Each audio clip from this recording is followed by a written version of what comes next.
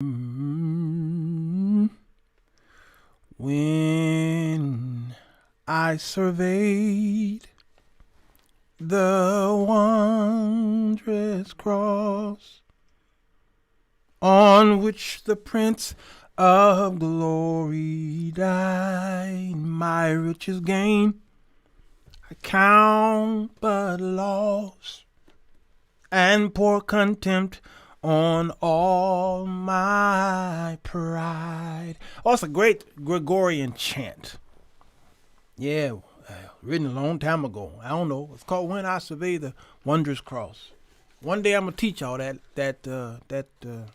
hymn.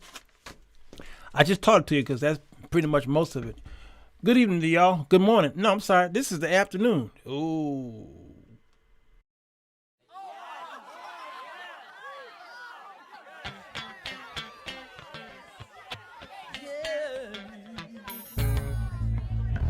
Bass. It's the show that will get you thinking, and where the topics are hot. Feel free to comment whether we agree or not, 'cause he's got something to say. Sirwalterj Jones. Sirwalterj Jones. He's got something to say. Sirwalterj Jones. Sirwalterj Jones Show.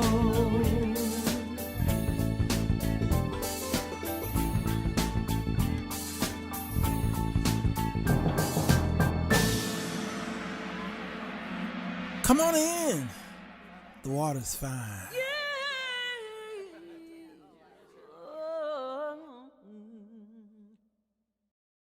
Oh. Hello, everybody. Sirwalterj Jones Show. I'm here. It is the midday connection. Baby. Come on in. Water's fine. Who here? Good to see Ivy and Mildred and Collins and Clemens and Scales and Johnson and Person. A whole bunch of y'all here. I sang that in Catholic school. I knew you'd be the nerd on today's show. Come on, I like Clarissa when she comes there. Yeah, remember to hit that like button, y'all. If you're new to the channel, go ahead and subscribe, because we talk about everything. Everything. Thank you, Casey. I worked hard on the intro. Hard. We are the gas in the southeast. Yeah, I know. Josh is here. Listen, let's talk about this Charlie to the Milam gas. You know nothing about the gas. I want to talk about the gas shortage and what's going on as it pertains to y'all. Y'all, you way ahead of me, Applewhite. Come on, but you got it. This really is about y'all. Thomas Bellamy.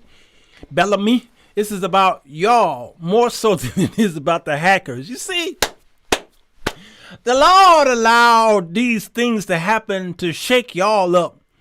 And these things happen because it is a test of your fortitude, your patience, and the position that you have in society financially, economically. You see, when these things happen, it always exposes the people who are never prepared.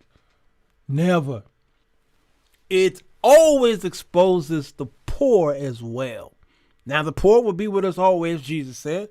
And some people are poor not because of their own deeds, it's because of some societal issues happening around them which cause them to be poor. Now, some of them won't be poor always. They'll pull themselves up eventually by their own bootstraps, okay? But then there are others who are poor because of self-infliction.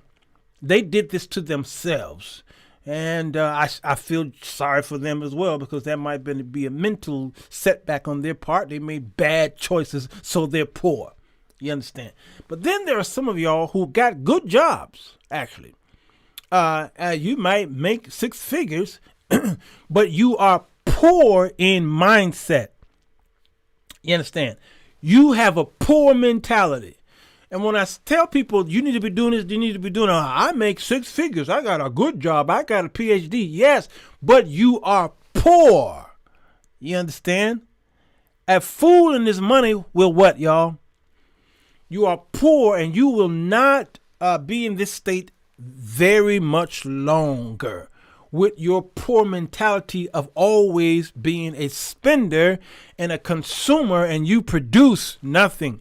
Your six-figure job income and that car outside and that house you got, you own none of those. You understand? Because the average person who got those things have a monthly bill. You understand? That's right, Mildred will soon part. You don't own the car because you're paying a monthly, you're paying the bank monthly on it. All right? You don't own the house because you're paying the bank monthly on it. And the job you work on is not, you're not the CEO. You're not the owner of the, I'm not talking about all of you. I'm talking about many of you, most of you in that situation. You work for someone else, and any day now, you can come to work or get that phone call and say, don't come to work. This job is over. So in a sense, you are operating under a cloud of you. Do you understand? You own nothing. So what's holding all those assets is that job. One thing is holding up all of those assets that you have. Everything you got is none of it is a liability. All of it is liability, that is. We're calling it an asset, but they're really liability. Your car is a liability, and you could be upside down on your house. Many of us, not me, but many of us in America, we brag about our homes, but you're upside down. You owe more on it than what it's worth. You understand? Okay, you don't have much or any, you have no equity in the home whatsoever. But you call yourself a homeowner. No, you're in debt. So if you lost your job, you could lose everything. Your house, your car, your medical, your dental, your everything. And before you know it, when COVID came, it showed us how many people were upside down. It showed how many people were swimming naked. You understand? It exposed all of the braggers. Good to see you, Corey Brookins. Good to see you. Laureline, blessings to you. Good to see you, Mitzi. All right, this thing exposed. So last year, when COVID came and shut down the government pretty much, what did y'all do? Y'all ran to get booty wax, what we used to call it. What's booty wax? That's toilet paper. Why? Why did you run to the store to get something that was plentiful? Because you panic bought. You got excited. And somebody usually start the panic. And what's happening here is a lot of times we run to the in crowd. We run with the crowd. And it's very popular among African Americans. If you see 3 people running down your street, then you panic and you start running and you don't know why you're running. And that's what happened during this pandemic. Come on, with all that get an understanding. So you went crazy and you started hoarding masks and hand sanitizers and toilet paper and paper towels, and you went bonkers. Why? Because the panic.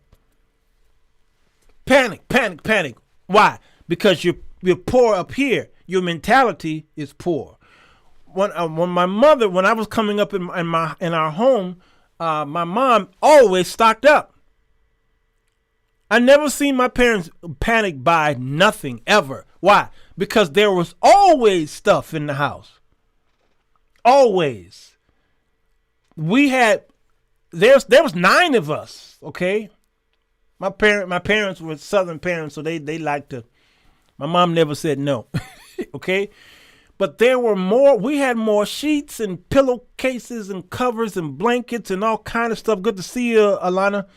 We had so much, and there was more we could have gave warmth to the whole neighborhood because my mother stocked up with that stuff. She stocked up with toilet paper. My father bought a freezer, and he put it in the basement. And once every couple months, maybe it may have taken him 3 months, he would go to the south suburb and he would spend a few $100s on meat. Do y'all remember those days? On frozen meat, every cut you can think known to man. And he would spend several $100s and he would pack the trunk with all that meat. Those meat packing houses. He didn't go to Jewel Osco and And what we had in Chicago back then, well, that's pretty much that was it for us. Jewel, Osco. There were other stores, okay. And y'all got Winn-Dixie down there, and y'all got Piggly Wiggly, and you got Kroger's. We didn't have those stores, okay. And he would then bring that food home, and he would make all of his sons, to unload that car, and there would be a line of us passing meat, and we would from the car to the house to the basement. There's a line of us, and he would pack that freezer. I'm talking about a big, tall, thick, wide freezer that took up half the basement, okay? And he would pack that thing to the max, and that was it. So if he bought it in January, we ate for 2-3 months, sometimes longer. Several months. Why? Because my father never thought poor. He knew that keep going to the store every day is a waste. It's a waste. Number two, we hardly ever in my at least 15 years of being in that house, going to McDonald's was like going to Disney World, going to Burger King, and going to Kentucky Fried Chicken. There was no KFC. We they gave these restaurants full names. There was no BK, Mickey D, and KFC. No, full names. If you when you passed Kentucky Fried Chicken, it had that big old bucket on the roof, and it turned like this. It was angled like in the turn, and I always thought there was chicken on top of the roof of Kentucky Fried Chicken. That big old bucket with the colonel just smiling and turning. Rarely did I ever taste what Kentucky Fried. I don't know what it tastes like until I was a pre-teenager. And if we did something great, we had an A in class or whatever. He said, "We're taking you to Kentucky Fried Chicken." Oh my God! Oh my God! Oh my God! Why? My father was wealthy in his mindset. Why spend all this money being a consumer? Okay, so my parents stock up. So if a pandemic or an epidemic ever happened in the city of Chicago, we were always prepared. Always. Do you understand?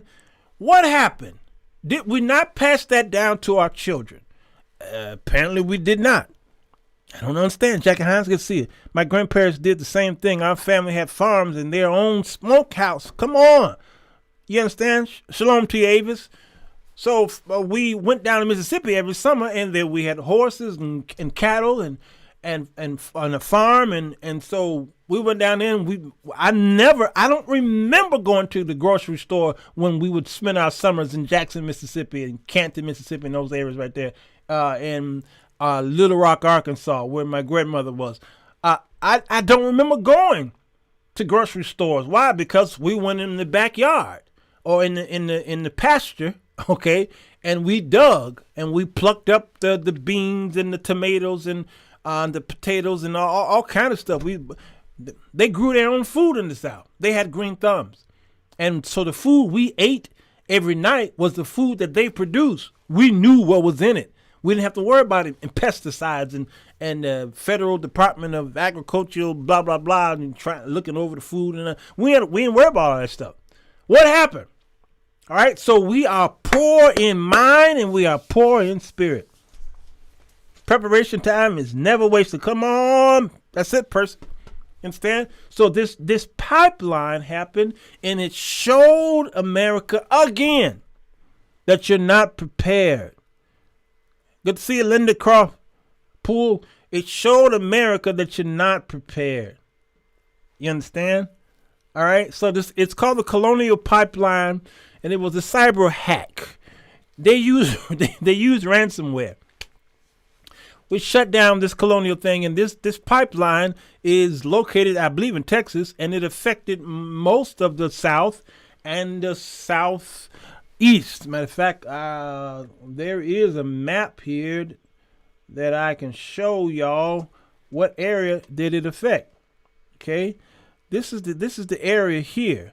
It started down here, I believe, in Houston, and it goes up into the Meridian in Atlanta area, Greensboro, all right, up in here in New Jersey. Okay, this is the South. When you live in the South, you got some gas problems, okay? And here's the thing about the gas problems that you have.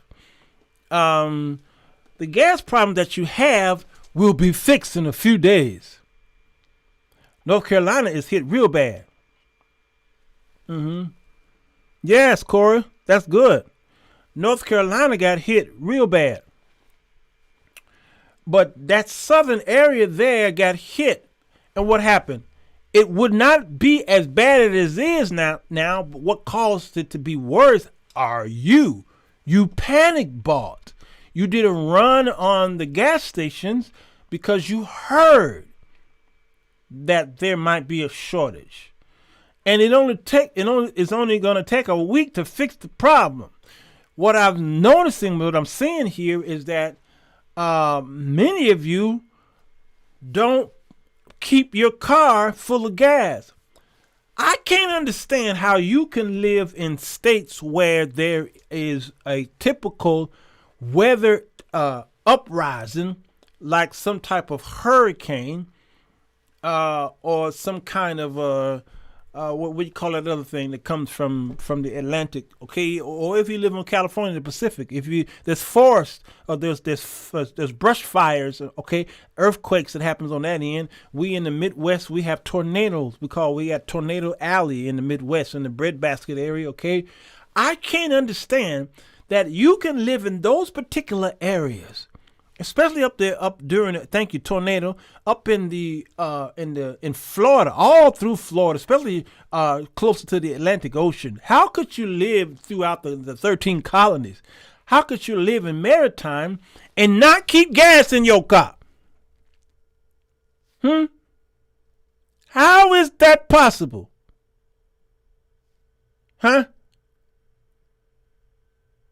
That you don't keep gas in your car. That you have to run on gas stations. I live in Chicago, where never in my entire life do we have to leave the city due to some type of destruction. No, but I still keep my car filled with gas. My daughter have a car. She lives here with me, all right? But what she does is sometimes I'll be on the show talking to y'all, and then she'll go and take my car and go to Walmart, go shopping and stuff like that. And I'm done with the show, and I'll go look out the window and my car gone. Her car's right there. And I'm like, yeah, I know why baby girl took my car, because she ain't got none in her. Because she know that my car will always be filled with gas. Always. And how can y'all live in Chicago in the heart of the winter and you have 1/4 tank of gas? Do you realize that a cold snap comes to Chicago and freeze that little gas that's left in your car? Now your line is froze. And you go to turn the car on and it's trying to tell you, I got no energy, I got no gas. So now you got a problem, and then you flood the car. And these new cars, you don't want to mess with those fuel injectors. I know Kendrick said, "Dang, them girls." He got a lot of them. He got a lot of girls. I just don't understand that. So, filling your car with gas in the heart of the winter protects the gas line. Do you understand what I'm saying? Some of you who have, if you live in Chicago, you should know some things to do. You live in a home and there's no basement, and so you got to, sometimes if you know you're going to be gone for a few days, you got to leave your water dripping in your sink if you know it's going to be 20 below outside. Why? Because you need the proper way. God has a way. He has a natural way of preserving things, and the flow of water is a preservation. The flow of water. And what the flow of water also what it does is it purifies, it breaks up. All right, this is that. I can't go into this. This is not Theology Thursday. There's something about that H2O that is miraculous to everything that we do in life. If you go to an area where there's a pool, there's a stream, and there's a constant flow of water coming out of that little stream, what have you, that could be some of the most purest water in the world, okay? Because it's a constant flow, and the more it flows, the more it purifies itself. It depends on where the source is coming from, and it purifies things around there, okay? So when water is flowing through your pipe, it causes when that cold snap hits and freezes, as long as there's constant flowing, the likelihood of its freezing is minute. But when you turn the water, if you keep the water off and you leave town for a few days, come back, you come home and you got a flood this high in your house. What happened in Dallas, Texas? Remember that? And the power lines and the power went out and what have you? And there was no heat in those homes, and a cold snap hit Dallas like never before. What happened to those homes? Once the temperature started to rise, then the pipes begin to expand, and if the pipes expand because there's ice in there, it expands because of the warmth. It's the whole adage of what is it called? Something in effect. All right, and when that happens, it bursts. Now you got an uncontrollable situation because those pipes are behind walls and you don't know where the source is. And what happened? It flooded those homes. Let it drip all night, all over the house. You understand what I'm saying? Let it flow. So I can't understand many of you who are running to the gas station. I know people still today do what we used to do back in the 1970s, and well, at least 80s. We would put $2 in the gas in the car. We would go to the gas station. This is how stupid we was at when we were teenagers. We would go to the gas station because back then gas was 65, 70 cents, 75 cents a gallon. Cause and effect. Thank you, Donald Trent. I knew there was a smart person here. We would go to the gas station and put $2 and $5 in the tank. $2 on pump 6, please. Guess what's going to happen tomorrow? Because you know those cars back in the day, they were not little small mini cars. They were big cars. I was driving around with gas guzzlers. I had a 1974 Chevy Chevette, 76 Chevy Chevette. After that, I had a 1979 Chrysler Cordoba. They were gas guzzlers. Carlo Montalban used to do the commercial with Tattoo. Remember that commercial? The Chrysler what is it called? Chrysler Cordoba with Corinthian leather. I was like, woo, Corinthian leather. I gotta have that car. And then I did my research. There's no such thing as Corinthian leather. The car industry decided they made up a type of leather to make it sound extravagant. Corinthian leather. What the heck is that? 25 cents? Wow, Clarissa, good Lord. You did you have a deuce in the quarter? Yeah, right. Thanks for the $5 for gas. I got you next week. Yeah. I did that with my 78. Come on. That's it. You had it. What? Cordova, come on. That Corinthian leather. It was a joke. All right. And all that Buick Regal, I always wanted a 79 Buick Regal. I wanted that car so bad. I wanted it so bad. I just wanted a Buick, period. Okay. And we'll put $2 and $5 in the tank. And tomorrow we're back at the gas station. So you were at the gas station every day. That's how stupid we were. That's how dumb we were. All right. And so as I got older and wiser and smarter and began to understand finance and how poor operate, because there are people who are rich, but they're poor. I said, Walter, that makes no sense. How many times time is money? So when I went to college, got my little paperwork and started working for a certified public accounting company, and I began to learn finance and how to be conservative, okay? And I began to watch these CPAs and how they operated and how they when we went to lunch, and I watched how they walked, how they talked, how they treated the cars, blah blah blah. And I said, oh, I get it now. It makes no sense. Time is money. So if you're spending time every day going to the grocery store or going to the gas station, that makes no sense. When you go in there, get all that you need for the whole week so that you don't have to keep going back. Because if I got to keep stopping what I'm doing to go and consume stuff, you are poor. You're poor. So when I go to the gas station, I always fill up. Even if I have no money in my pocket, my bank account might be low because my money's allocated here and allocated there, I don't care. I will take my utility money and I would put it in that gas tank, and I'll go and finagle something here and there so that I can pay those other bills. But if I'm going to the gas station, I don't plan on going back to that gas station until I get below half tank. Do y'all hear what I'm saying? I don't wait till I get a quarter tank. When my gas get below a half tank, I consider that almost empty. More empty than full. Not the whole thing of the glass half full, half empty. No, I'm about empty when it reaches the half point on my gas. Why? Because I have trained my mind to be conservative, and I'm looking at what if I need to get out of town real fast.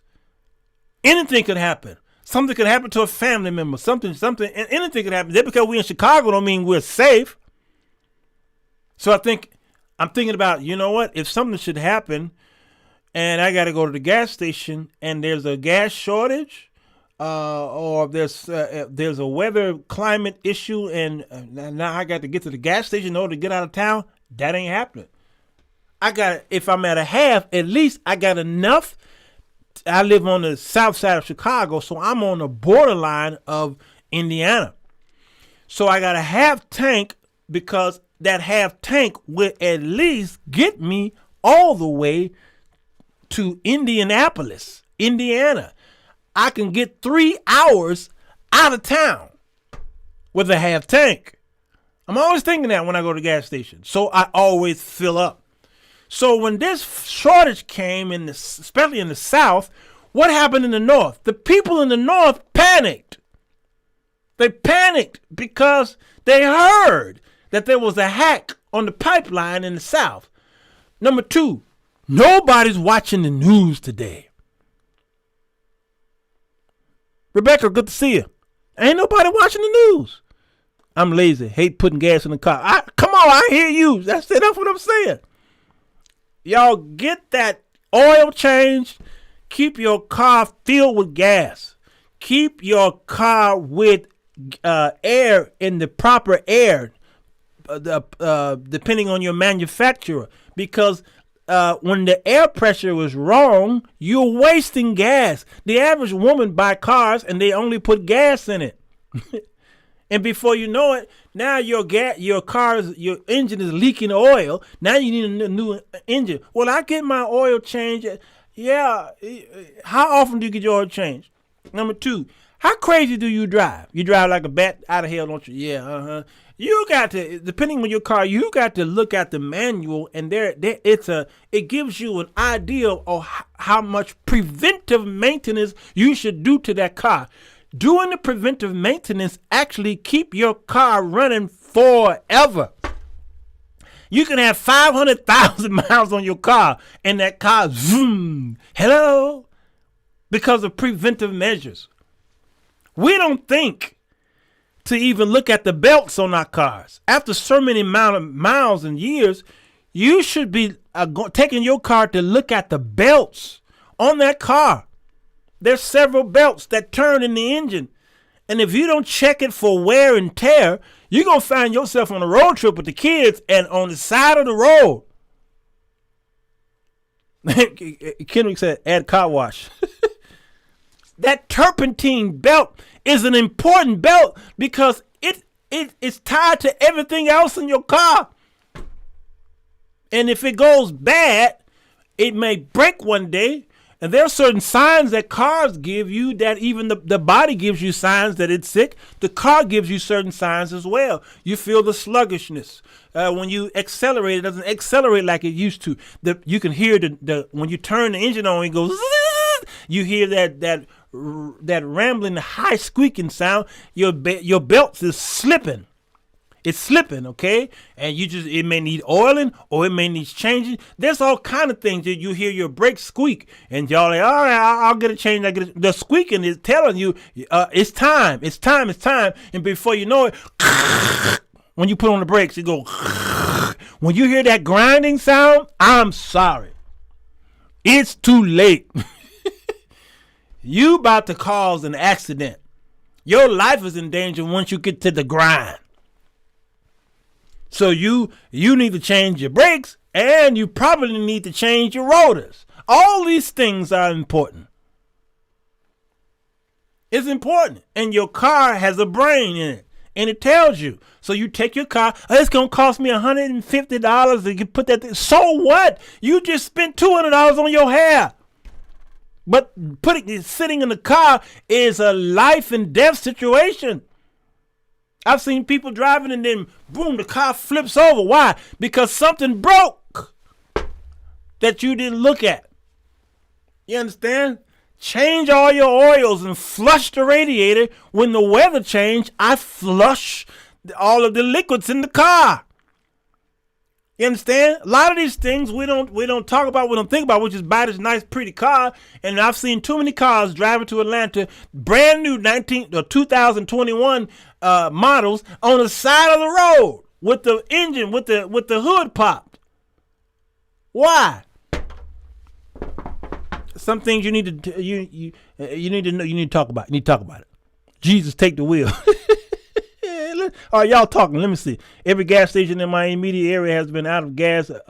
Yep, one school district closed. See what I'm saying, Jenkins? And that's not so much due to the hack. That's due to y'all running to the gas station and making matters worse. So what the gas station is doing is they're shutting off the pumps. It's not that some of these gas stations are out of gas. No, they're shutting the pumps off to preserve the gas. That's what's happening to many of those stations because of y'all. Chicago, we're flowing with milk and honey and gas, or we're flowing, but certain parts of the south side of Chicago, especially in the suburban areas, they're out of gas because people are panicking about something that's happening 1,000 miles away. You're not ready. People need to slow down and take a look at what is going on. So many people are just scared. And that's my point today, y'all. You're already in a heightened state of panic. So this is another test that you're going through and you keep failing the test. Preserve the gas. They're preserving the gas because they don't want to run out of gas. Because people are doing a run on the gas. So they're preserving it. Because the gas stations know how much gas that they're going to use before they have to call the distributor in to fill up and put the gas in the ground. So if y'all do a run on it, now that's the sooner they got to call for a supply truck. And they may not be in the position to call a supply truck sooner than they need to. So they shut it off. I would do the same. Yeah, Donald Trent. Clarissa is telling y'all to hit the like button. Y'all listen to Clarissa. She speaks wisdom. Can I ask people to panic and send me $1? Yeah, right, Charlie. They just want to push electric cars on us. Yes, absolutely. They sure do want to push electric cars on you. That ain't what's happening this week. Understand? That ain't what's happening this week. They're going to fix it. In a few days, at the end of the week, y'all going to be like, dang, why I run to do this for? Why? I wasn't running. I don't need to go out of town. Why I'm still sitting there? I'm at the gas station for 6 hours, and I ain't going nowhere but up the street. Yes. They want you to get in electric cars. But guess what? Do you still have cassette tapes today in your house? Do you still Do you still have a CD player on your desk? Those of you who have CD players in your car, I guarantee you 90% of y'all don't put CDs in your cars, to the point where they stopped manufacturing cars with CD players. Did y'all complain? So all of you who got cassette players at your house, how many times do you use it? And when you go to, you want to go to buy a new album or CD or whatever, somebody's new project, do you go and buy it in the cassette? I bet you don't. I got cassette tapes. Let me see. I got all kind of cassette tapes. Burt Bacharach. I got Disney Classic. Stevie Wonder's over there. Oh, I got cassettes all over the place. But I bet you don't play it. Some of y'all ain't played your cassette tapes in 10 years. Did you get upset when they converted the cassettes to CDs? What about VCRs? How many of y'all got VCRs in your house? Well, many of you do. It's in the basement, ain't it? Or it's propping up something like a TV. I got a VCR sitting right here. My TV is propped up on it. Why? It's because I need something to prop up the TV. Did you get upset when they released these compact discs? Blu-rays? Did you get upset? No, you didn't. Come on, Brentic. Spotify, Apple Music, Google Play, all these things. You didn't get upset when you couldn't use your cassettes and your, what about the 8-track tapes? I got 8-track tapes over here too.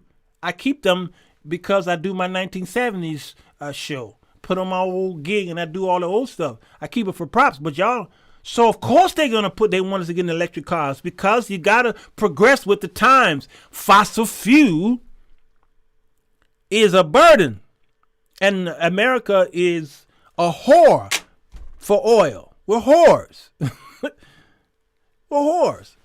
All right. So get with the times. So if your daddy worked for a fossil fuel corporation and the jobs are depleting, what have you, that is called collateral damage. That's just the way it's got to be. Your father worked for a cassette tape. Your grandfather worked for a Sony cassette company, and they stopped making cassettes. So he began his job is they begin to get rid of those particular positions. Well, good. What did it do? It got us to a progressive, better sound. So electric cars is clean. Don't you want to protect your grandchildren? I do. Jimmy said, this is your day job too. Cars come with Sirius XM radio. I pay my Sirius XM radio every single month on time, where it's automatic. It just comes out of I pay $25 a month for me to get in my car and travel around the country and listen to the same station in whatever state I'm in. I pay $25 a month for that. Faithfully. Been doing that for years. Why? Number one, I can afford it. Number two, I like Sirius XM. And then I got it on the app, and I got it. I can say I can call that woman right there, Miss Siri. Is that not Siri? Not Siri, but I mean Alexa. She heard me. Hold on. Shh.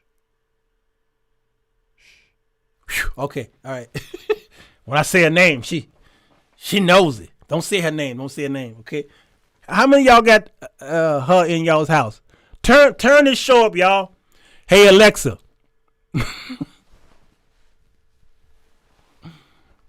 I was getting ready to order some. Hold on.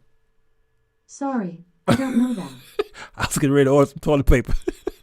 I was getting ready. Are you trying to shop for toilet paper? See? No, thank you. All right. I was getting ready to fill all y'all's houses up. Sorry, I don't have an answer for that. Hey, Alexa, order some toilet paper. There are lots of options for toilet paper. I can help you find what you are looking for. If you want Charmin toilet paper, say buy Charmin toilet paper. Man, Or for Colonial toilet paper. y'all about say to buy get Colonial y'all toilet about to get paper. some paper. Y'all about to get some serious paper in y'all's house. That's your girl. Yeah, that's my girl right there. One time I ordered, what did I order? I was on my show one time and I told her to order some Playboy magazine. I told her order some Playboy magazines. And the preachers was watching the show that day and their Alexis went off. Order Playboy magazine. Oh, I got so many inboxes that day. I had so many inboxes. Okay. Where was I? Oh, now listen. This is like y'all's credit report. Can I help y'all out with this? Keeping your car filled with gas. It don't have to be filled. Just have it at least half to fill. Okay. It's the same as the utilization on your credit cards. You understand? You should not use more than 30% utilization on your credit cards. You shouldn't do it. Why? Because it affects your credit report. So those of you who are keen on your credit report know how it works.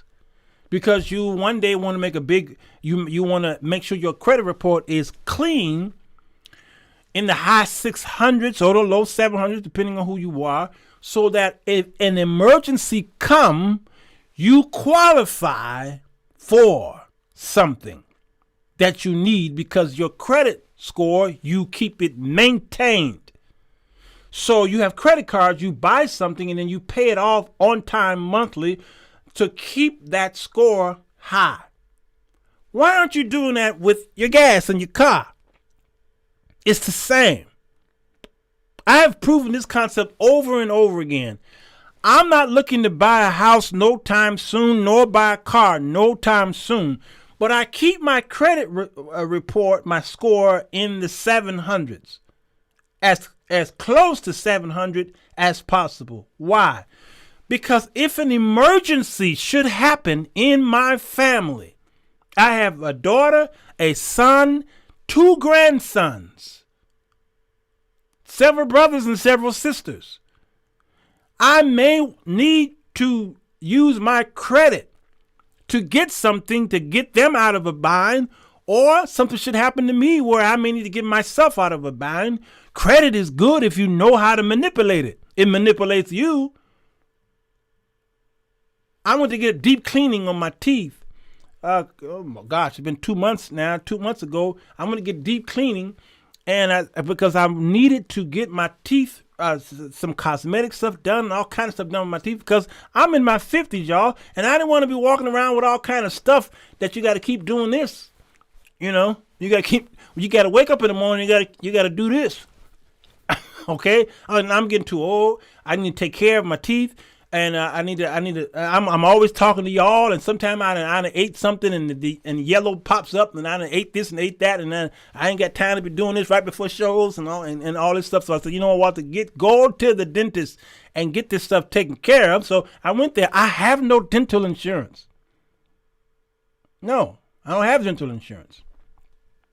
But I knew I could afford some deep cleaning. So I went there, and then they did an x-ray. This is Brother Jones. Oh, we got bad news. I'm like, yeah, I already know. Hit me, doc, hit me. Well, you need this. You got a few cavities over here, and you've got you probably getting some bone loss there. We got to fix that, and we need to clean this up here. I said, well, okay, so that $100 and something for deep cleaning gonna turn into several hundred, ain't it? Well, yeah. I said, okay, I don't care. My health is more important than all this other stuff that I got, that I done bought. So get it done. She said, you have insurance? I says, no, I have no insurance. But whatever program y'all got, put me in it. Because I need this stuff done. I ain't walking around with no dentures. I'm not going to do it. So She was like, well, we have a program where, unfortunately, it's a credit card it's a card that you can use. It's a dental card, but you got to run your credit report. I said, oh, really? She said, yeah. I said, that ain't no problem.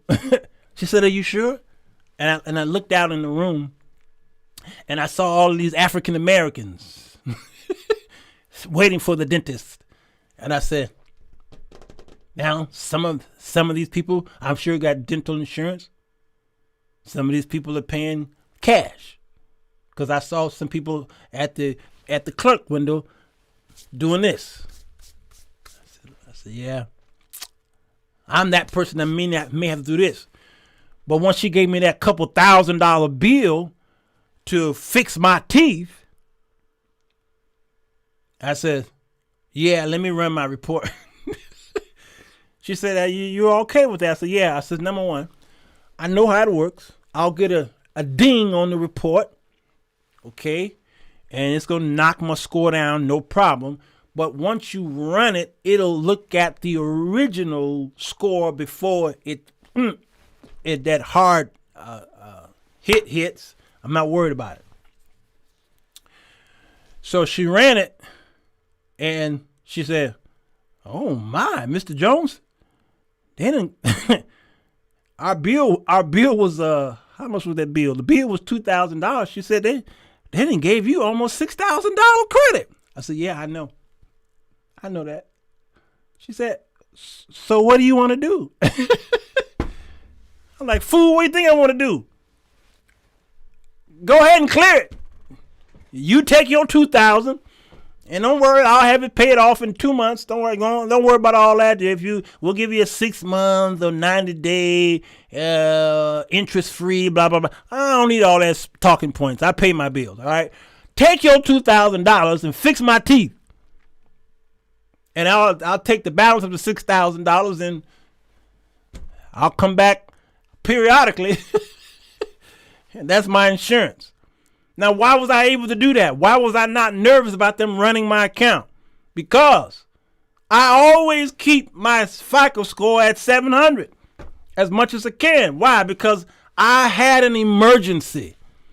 What was the emergency? My teeth was my emergency. You understand what I'm saying? So, a FICO, I pay monthly to see my FICO score. That's how important. That's how FICO scores are important to me. I pay a monthly fee to see my FICO score every month. Whatever happens, I'm also with LifeLock. So when somebody try to use my credit to hack this and buy a car, what have you, right away, LifeLock hit me with an email and a text and a phone call. So when I ran my own credit to get this dental thing, LifeLock, ring. She like, your phone ringing? Yeah, don't worry about that. That's LifeLock. I need to talk to them. Hello? Yeah, I'm good. That was me. Appreciate it. Notification, email. Bing, was that you? Text message. Bing, was that you? Yeah, that was me. That was me. FICO hit me. Boom, there's a new account on your credit. Was that you? Come on, man. Y'all gotta stop thinking like poor people. Cover yourself. Yes, that was me. Yes, that was me. Yes, that was me. Yes, that was me. Okay, and then a few about a week later, the score dropped. Well, I already know it's supposed to drop. Why does it drop when I just got $6,000 credit? Because what it does is it hits your total lifeline of credit. Your history of credit is hit. So if you had 5 years of credit, once you get new credit, it cuts that sucker down, and cutting the history down on your credit puts a ding on your score. It'll go down just a few points. Don't worry about it. It'll go right back up after you start making the payments. When you understand how credit work, then the credit will work for you and you not working for the credit. You understand?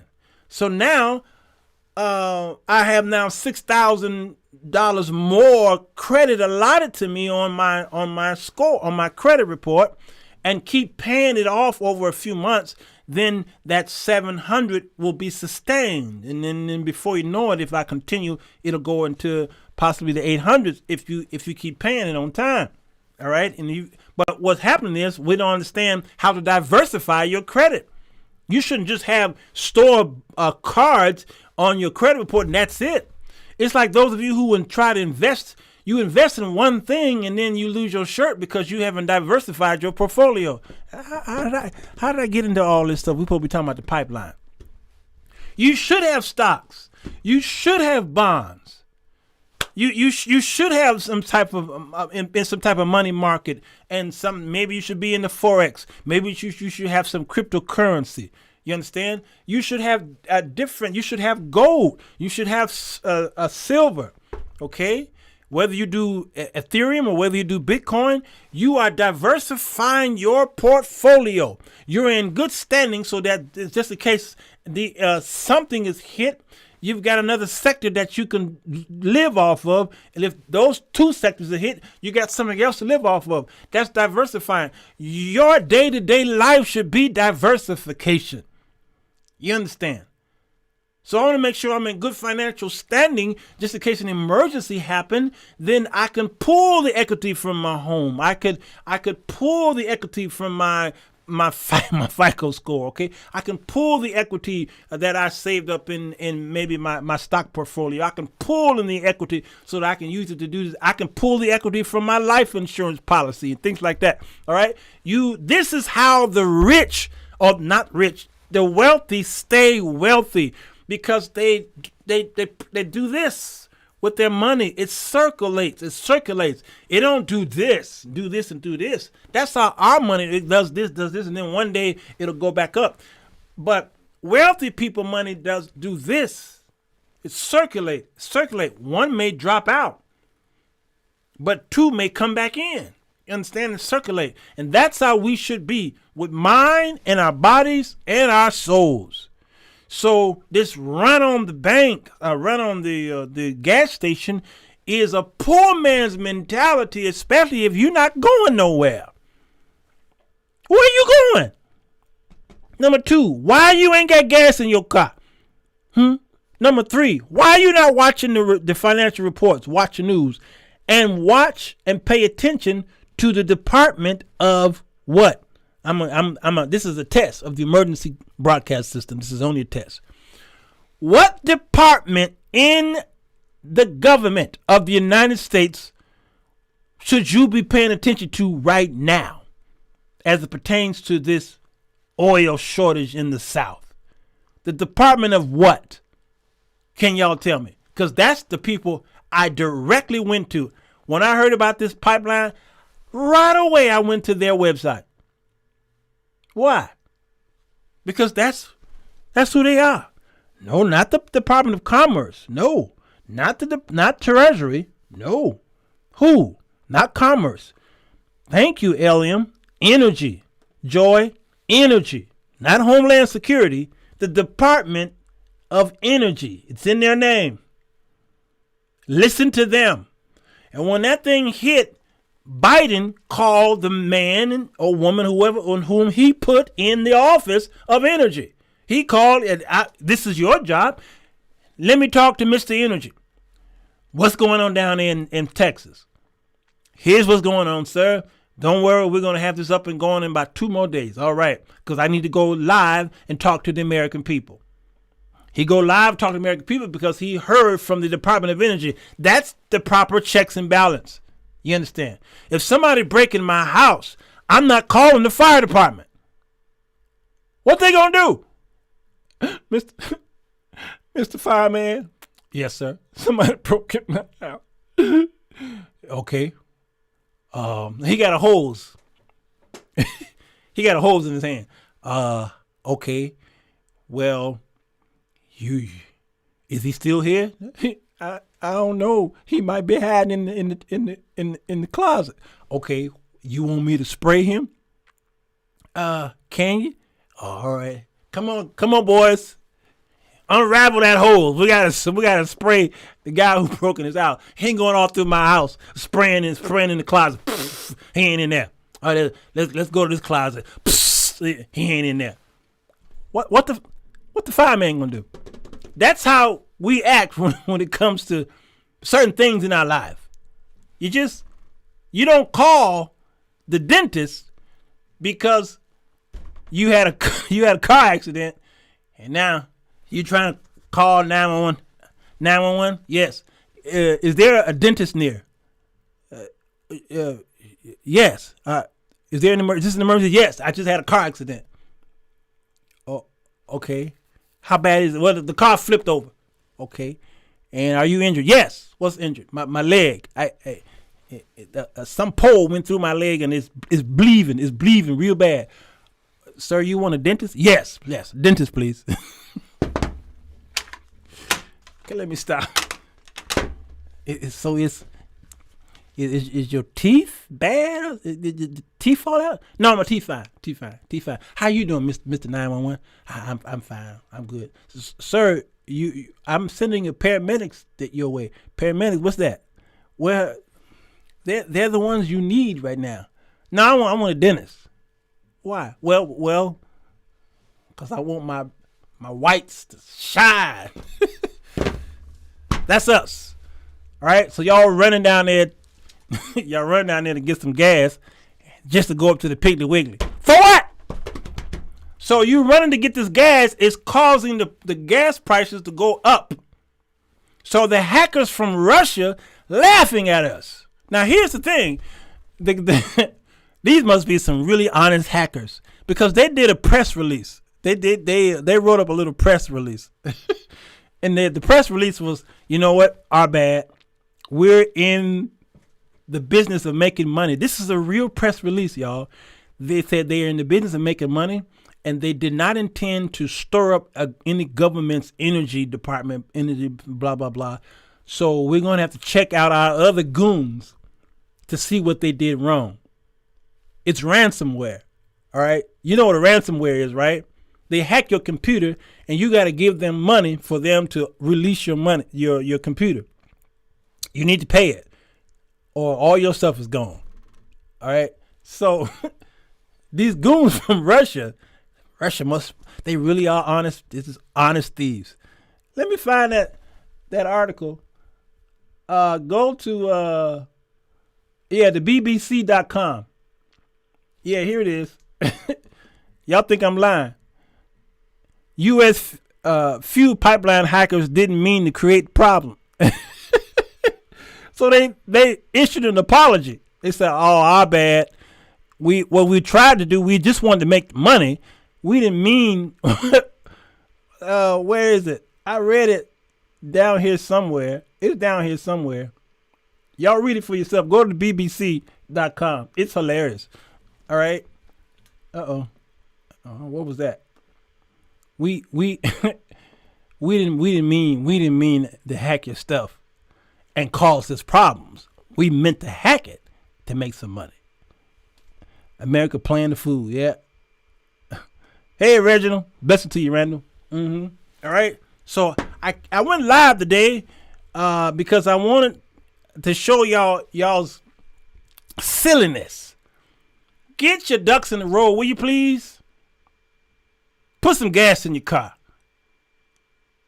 And keep it a half and above. Number one. Number two, get your oil changed, will you please? I'm talking like frequently. That sticker that's up there on the window. Obey the sticker. And then do better than the sticker.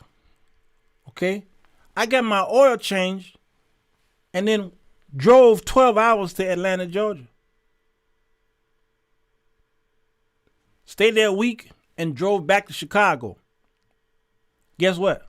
I'm getting my oil changed this week. Yeah, but the sticker say 3 months.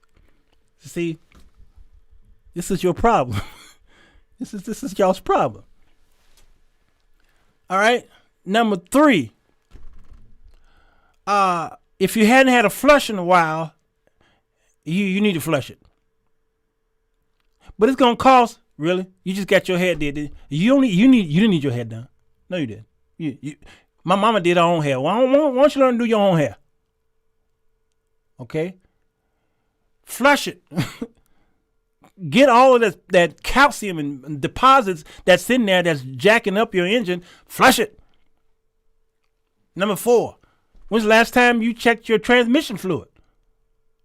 I got a friend now who needs a new transmission. That's $3,000. Check it. Y'all like, well, Oil Lube, they check it for us. You got to stop trusting everybody. When I go to Oil Lube or Jiffy Lube or all these other places, when they say you need, I say, take me to the car, please. Let me see it. You need a filter. Open. Let me see it. Pull it out. Let me smell it. Let me taste it. Let me taste the filter. That's 93 octane. That's good. Put that filter back in there. Bring it here. I want to see the stick. Y'all stop trusting folks. Okay? That's how TLC went bankrupt. Tony Braxton went bankrupt. MC Hammer went bankrupt. Who else went bankrupt? Y'all keep these rich folk went bankrupt. Why? Because they trusted everybody. I remember when Tony Braxton came on the Tony Braxton came on Oprah Winfrey show. Remember when she was crying? Unbreak my heart. Say I'm broke again. Oprah was like, girl, stop singing. Why are you broke? Well, because I understand. Oprah was like, listen, if somebody come to me with a request for a stick of gum, I need to see that request. Write it up. Let me see it. Who is it for? Where you buying the gum from? How much is the gum gonna cost? And I want the receipt when you get the gum. Now, in 3 weeks, I want to see did that gum satisfy you. Okay, I want to know. Just I check everything. I don't play that. You fool. Oprah call her a fool. I laugh. Yeah. Stop letting everybody just do stuff for you, making decisions for you. That ain't happening here. So if you're taking care of your hair, ladies, as much as you keen on taking care of your hair, and you bought a $25,000 car that's sitting outside that you're paying probably $500 a month for, it is a liability. It is depreciating like crazy. You need to take care of that sucker because you're going to be back at the car store buying another one or spending even more money trying to fix that one because you didn't take care of the pre-maintenance stuff. You understand? Sirwalterj Jones is trying to help you keep your so-called assets up to par. All right? If you do that, transfer those abilities and habits to your body, your mind, your soul, and your spirit. If you do that, you will live a fulfilled life. And then you can pass down these generational wealth tidbits to your children and they will follow suit. I saw my father do all this stuff. I said to my father in my mind, because I would never say it openly, are we that poor that you got to always go to the generic section at Jewel Osco?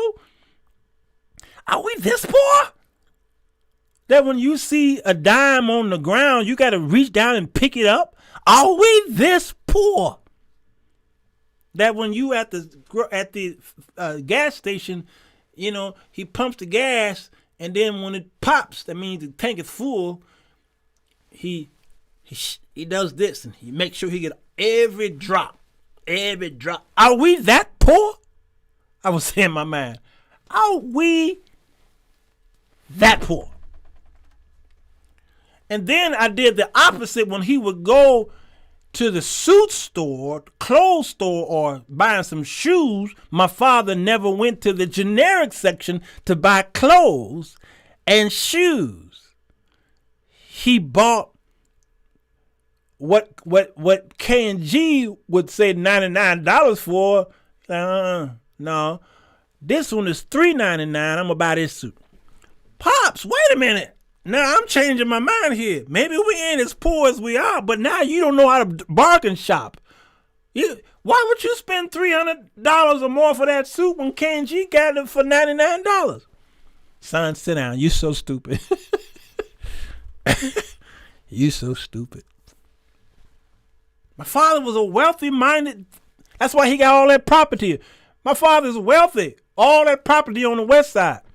Because wealthy people buy boring clothes.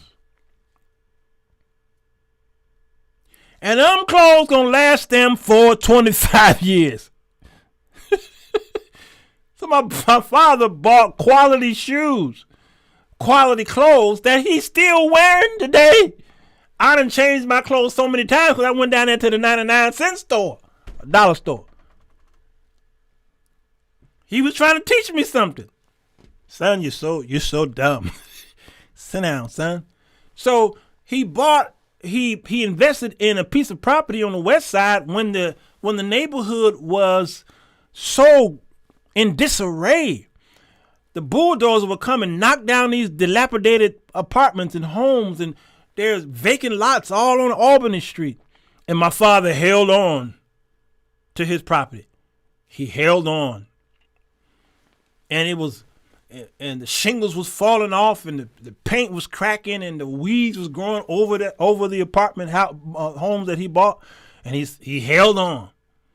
The little money that he had to go up there. He couldn't afford to pay for it, the work, so he had to go up there himself, and he had us up there fixing the shingles and pulling the weeds and painting and tuck pointing. I got tired of all that. I'm like, man, why don't you just get rid of this place? But every other month, somebody's trying to say they will send him some in the mail. We would like to buy your property. He was like, no, this is from the 80s. Nope. No. The neighborhood is crime infested and bullets. He said, nope. The 90s came. We want to buy your property because he said, nope. The bank offered him all this money to, if you want to do this, and we can do it. He said, nope. Nope. 2000 came. We saw a white family move in the neighborhood, and they began to fix up an apartment building across the street. Black folks was like, look at these dumb white folks. Look at that. I would never buy this place. This place is in so much disarray, disrepair. Why are these white folk in here? A white couple in here months and months and months, staying there slowly, repairing this and fixing this and doing this and doing that. Good to see a Bears boat and fixing that and fixing this. And we like, what? These dumb, silly, poor just white trash. Black folks' houses are crumbling. It's leaning, but they so happy. And then they moving out. One by one, they moving out. White folks still there. They just fixing this up. I moved away. I moved to South Dakota. Okay? For years, I was gone. I came back only 4 years later. Just 4 years, I came back. And I drove down that Albany Street. And what did I see?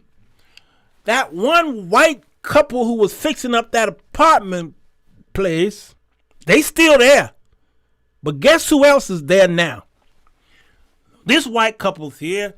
This white couple's across the street over here. A investment corporation building Bickerdike, whatever you call those people, came in here and they bulldozed a lot of the old homes and apartments, and they put up condominiums, which are going, they're renting for $2,000 a month and up. And if you want to buy it, it's about $250,000, $300,000. They repaved the street. They put up brand new lights. they planted new trees, and my father's property is still standing there, still there, and now they offer him in the 1980s that little $50,000. Now his stuff is worth millions.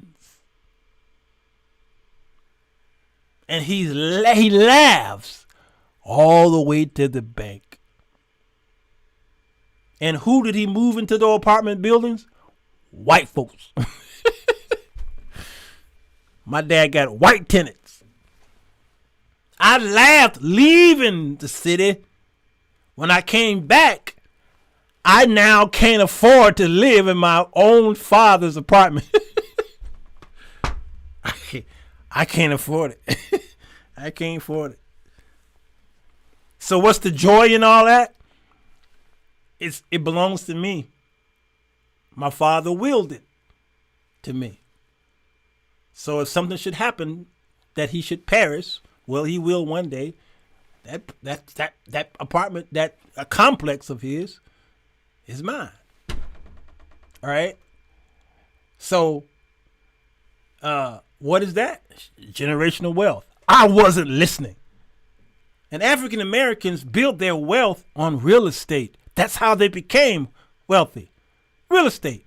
Drive up down Auburn Street in Atlanta, Georgia, where Martin Luther King boyhood home is, and all that area up and down, those homes up and down Auburn Avenue. Black folks, they built it. They owned it. We thought they were poor when we watched those PBS specials about civil rights, and they marching up and down on the bridges and the dogs chasing. We thought these were poor people. No, they wasn't poor. They owned their own homes, and they built up equity in their homes. So they were. How you think all of these freedom riders were getting out of jail? Black folks were going out there and bailing them out with their own monies. The churches were building their own churches, and they were debt free. They really didn't need mortgages. And if they got a mortgage, they paid it off in a couple of years, and they're debt free. What happened to that attribute of us? What happened? So I'm teaching that to my own children. My children get it. Man, my daughter's, if you go on my daughter's page right now, man, that's all she's talking about is the foreign exchange market, man. She heavy into that. I'm like, baby girl, I'm kind of proud of you. I don't play that. I'm a hustler. I don't play. That girl is building up her team, and y'all gonna be seeing her channel real soon, because I'm gonna help her build her team. My daughter is in foreign exchange, and she showed me her little money. Look, daddy, look what I made today. I'm like, baby girl, go ahead. I said, but you ain't gonna never make more money than me. You ain't. Watch me. She threatened me. Watch me. And we drove 12 hours, and I talked about that market. And I was showing her how the market works. She was like, okay, whoa, I ain't learned that one yet. I said, don't worry, baby girl, you'll get to where I am. Don't worry. We got 11 more hours to talk about this. The blessing of the Lord make it rich. Come on, Clarissa. I gained so much wisdom from these talks. You opened my mind and started. Wow, spiritual job. That blessed me. That blesseth me. And land. It's the ticket. Come on, Bears Bolton. Y'all better get it. He understood the concept of generational wealth. Patricia, yes. Angela, thank you for coming by here. I think I better shut it up now. I've been on how long? Ooh, yeah. I've been on here long enough. All right. So I came here to talk about finance. But I used the pipeline to show y'all you got to stop acting like you're poor. All right? Stop acting like you're poor. I'm not rich in money today, but I'm rich up here. At the pace that I'm going, though, I will become rich and wake up one morning and I'm a millionaire and be like, oh, how did I get a couple $1 million in my account? And if it's not showing up in the bank account, it's showing up in my portfolio. One day I'm going to count my assets and be like, how did I become a millionaire? Well, duh. Starts up here. Everything is premeditated. You want to be poor? Starts up here. You want to be wealthy? Starts up here. You understand? But be conservatives. I'm not saying being Republican, be a conservative, but also be a producer. Produce stuff, create stuff, and the people will run to you for help. They'll run to you for knowledge, and you become an authority on these things. And when you become an authority of it, the people want to pay you for your advice. When my phone rings, they ask me for advice. I say, that's $100, please. Oh, okay. No problem. CashApp. All right, talk to me. Well, here's what you need to do. Do I do that all the time? No, I don't do that all the time. Absolutely not. But can I do that all the time? I sure can. And don't feel guilty at all. I miss these afternoon shows. Please do more. Yes, Corey, I will. I haven't done them. I've been pushing my new book that dropped on Mother's Day. Buying lots is smart as well. Yes. Use the buyer's money. Yes. Man, come on, man. Come on. Bears Bolton, you own it. The Law of Attraction. Come, Bears Bolton, where you been, man? I miss you. All right, y'all. My new book dropped. Lola dropped Mother's Day. I always drop a book on a special day. This book dropped on Valentine's Day 2019. It's volume 1. 7 books is in this volume. All right, this book dropped on Mother's Day. Bella is coming out on Father's Day. That's next month, y'all. And then Phoebe will be dropping on Sweetest Day, I believe it is. All right, and I'll have all the girls taken care of. And then next year, book 6 and book 7 will be dropping. All right, so it's on Amazon right now. If you are too holy, you don't want to read the book. No, stay away. But if you just read the book, this Lola, and not understand volume 1, this is going to seem like a love novel / erotica / you won't understand it. You'll be like, what? Why did he write about a girl like that? Because it's based off of volume 1. You understand? So I suggest you get them both. Go to Amazon.com and type my name, Sirwalterj Jones. I'm the only Sirwalterj Jones on Amazon.com. I'm the only one among the millions of books out there. All right. So Lola, Lady of Sorrow, she is in paperback and Kindle. You can get it right now. All right. My commercials are up. Every day is a different commercial. Chapter 3, I will be dropping tonight. You'll see chapter 3 commercial, right? What's today? Wednesday? Yeah. And I'll do a commercial every night for 7 days. Every book have a 7-day commercial. All right. And we're reading excerpts from the book. So thank y'all for supporting the ministry and all the other stuff that I do. I appreciate it because when you give, it helps me to write these books because I have to pay people. I have to pay my editor to go through that stuff, and I have to pay the ISBN numbers. That's costly, all kind of stuff. It costs to this stuff. So when you all give, I give back as much as I can. All right. I picked up something that I need. Hey, man, Michelle, thank you so much. L.M. Smith, thank you so much. How can we get them autographs? You have to send them to me. You have to buy. I don't have any. So the way that we're doing it is that the people purchase the book on Amazon and you just send it to my address. So hit me up with hit me with an email and I can give you my address. Who got my email? Michelle Carter, you know my email address, right? Sure you do. Michelle Carter, put my email address up there. giftedfriends1@gmail. giftedfriends1@gmail.com.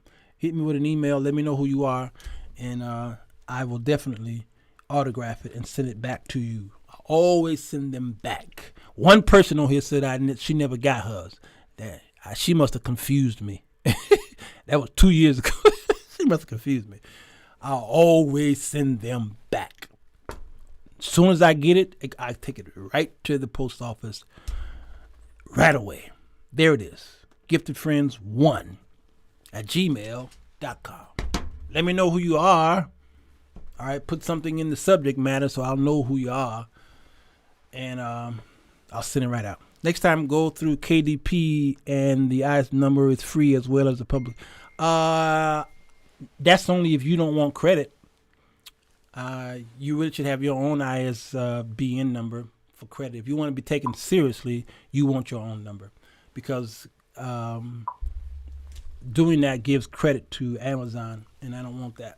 I want, if you want to become, especially if you're looking for a publisher, a deal or something like that, they look at your stats. Blessing to you, Joy Hobbs. Thank you for the Cash App.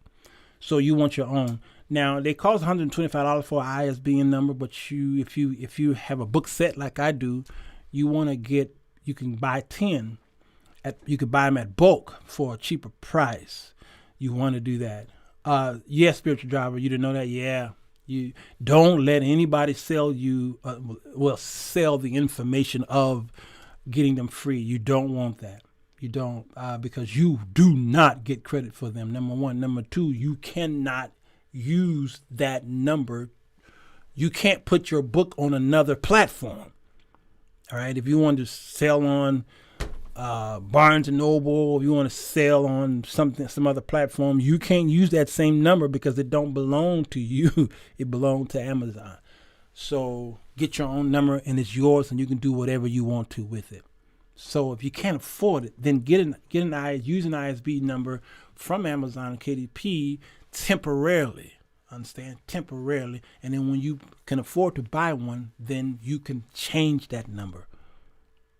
Yes, Michelle, that's it. Always have your own. You can then change your number, and then you have an opportunity to sell it on another platform. All right, that's the information a lot of people, new authors don't know that. So no.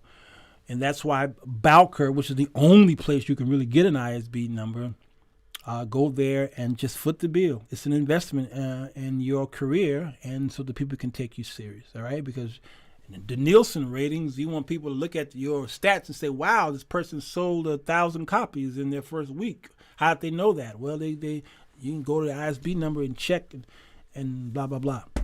All right, a good man leaveth an inheritance for his children's children, and the wealth of sinners is laid up for their just. Come on, Clarissa. I like you, Clarissa. You definitely a part of the team, and I appreciate you. All right, gotta go. Do we need to pay for posters sending them? No, I know. I usually pay for posters. Patricia. People have sent me return postage because they were generous. But if you spend that much time mailing me that book, I'm going to pay for the postage. Now, the postage does cost me between $2 and $5. It's usually $5 to send it throughout wherever you live. That's usually the case. So take that in consideration if 1,000 of y'all sending me your books. But I usually pay for postage. All right. Amen, Spiritual Driver. I appreciate you for coming over here. You're such a humble spirit. Spiritual Driver. I know I call you that because your name is Annie, but your spirit is so humble to me. Every time I see your name pop up, I say, Lord, thank you. The angels are here. All right, y'all. I got to go. Thank y'all. Hit the share button, will you please? And subscribe if you haven't. And let's talk about something else sometime tomorrow. I don't know what we're going to talk about. Michelle said you're worth the return. Ooh, to the weed. That blessed me. You just came on? No, Priscilla, I've been on for an hour and almost a half. So be kind, rewind. Love y'all. We'll talk later. I got to eat. It's lunchtime, and I want to pour some tea down my throat and soothe my nerves. And thank God. And I got to put up chapter 3. So we're looking out for that tonight. Blessed to you, Chris MC. I appreciate you so much. Glad I was able to catch you live. Blessed to you, Corey. Always, you are definitely always been a blessing to me. He's been around. He's been with me a long time. You're a good man. All right. Peace, y'all. Bye-bye. Goodbye. Goodbye. Goodbye. Goodbye. Enjoy yourself. Bye. Goodbye. Goodbye. Goodbye. Goodbye. Goodbye. Goodbye. Goodbye. Goodbye. Goodbye. Bye.